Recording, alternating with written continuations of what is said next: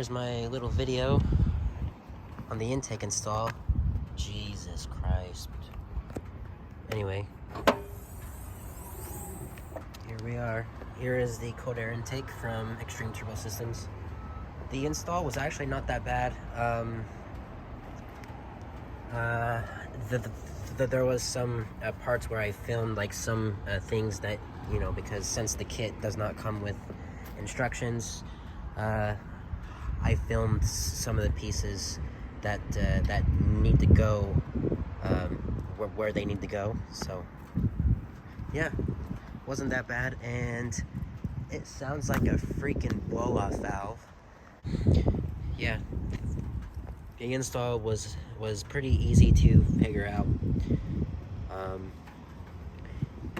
The heat shield just bolts onto where the stock airbox you know, bolted on. This is stock, the scoop in, and yeah, that's pretty much it.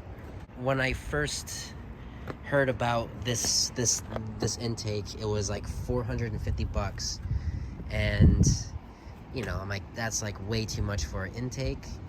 But when some of the videos came out of people installing them, I mean, I don't know about if they give you any performance or not, but for the sounds that it makes, it is totally worth it. Whenever you hit boost and whenever you rev match, you can hear the air being sucked in, and then when you shift gears from being in, like, I mean, it doesn't even have to be like 4 pounds of boost. You can shift gears at 3 pounds of boost, and as soon as you let off that throttle, it's amazing. So